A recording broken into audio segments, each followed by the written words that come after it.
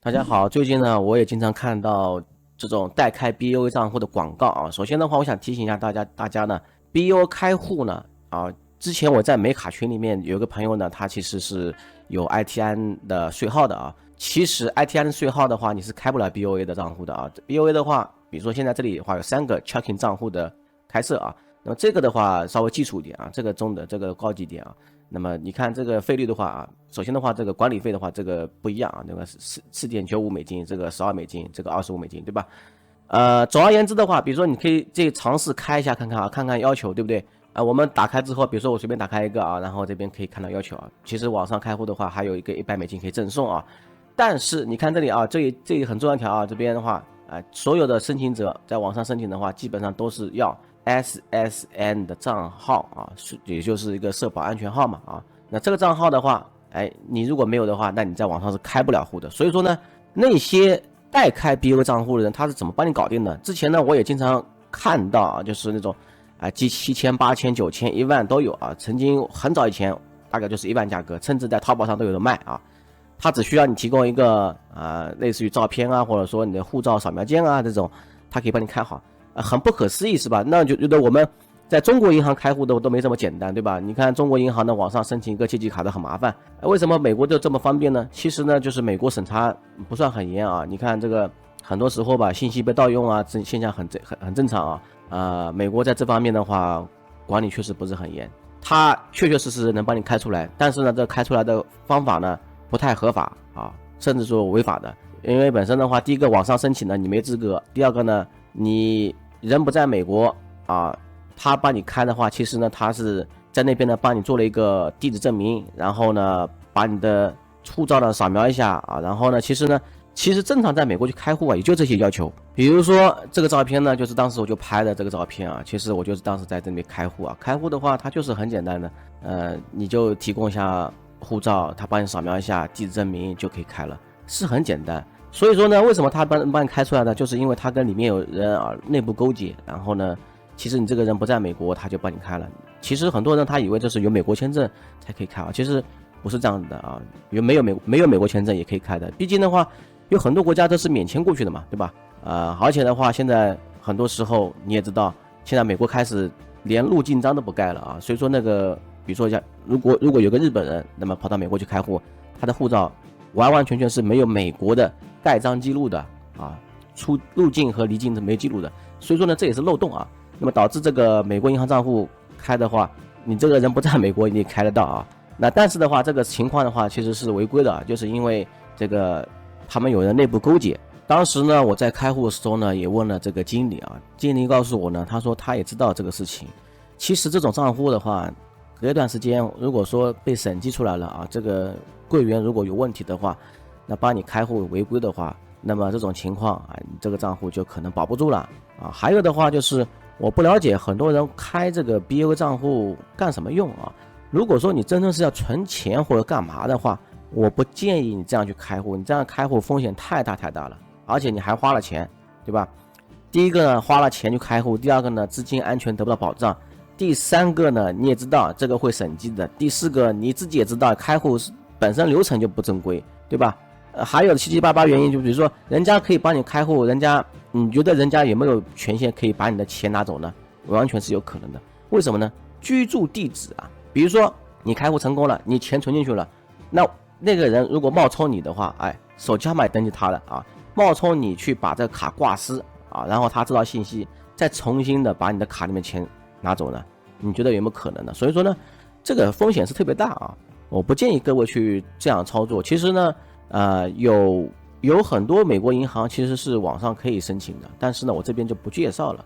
只是有些银行呢被人诟病啊，我也不知道。其实呢，正常来说的话，银行来说啊，你正规使用的话，基本上是没问题的。比如说像我这个账户，我从开到现在的话，今年都要换卡了，就是卡片要更新了，我没有出现过问题啊。本身的话，资金来源啊、来往啊都很正常。那如果说你做一些不正常的事情的话，那肯定是会有问题，对吧？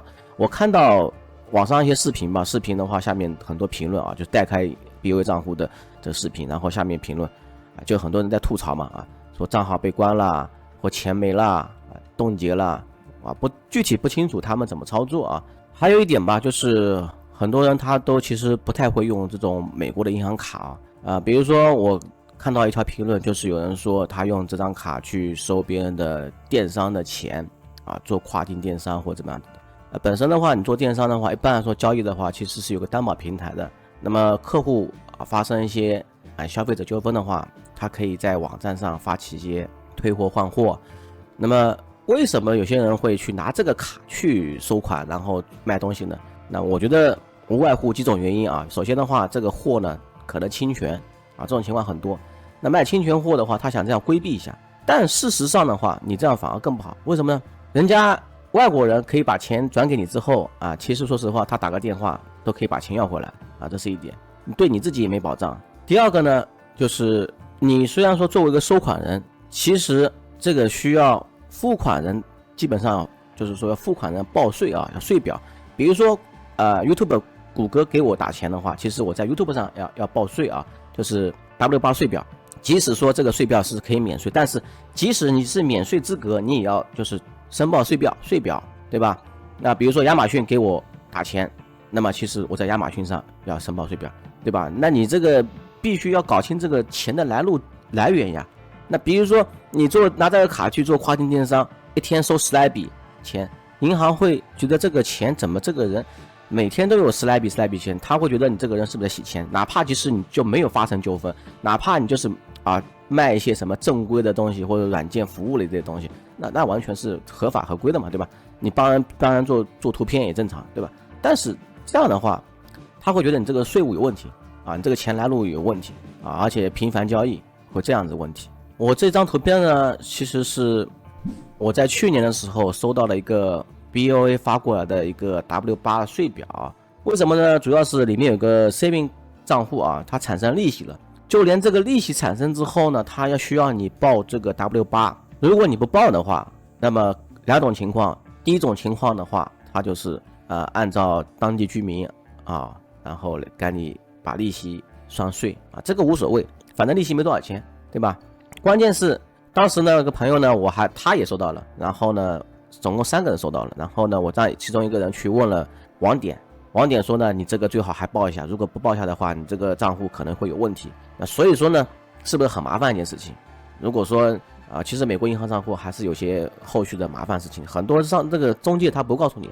那后面的话，你地址用他的地址，卡片更新W8 税表，这个税表也是很多年之后才收到的。我也在一些美国留学生论坛上看到一些人也是在说这个事情，他们也是在3年4年之后收到这个税表。那么那个时候的话，说实话，你这个卡也用了很长时间了。那这个时候其实我感觉还是有点麻烦的，包括卡片更新，这卡的话它是4年不5年吧，反正就要更新一下。更新一下的话，你还得有地址接收，对吧？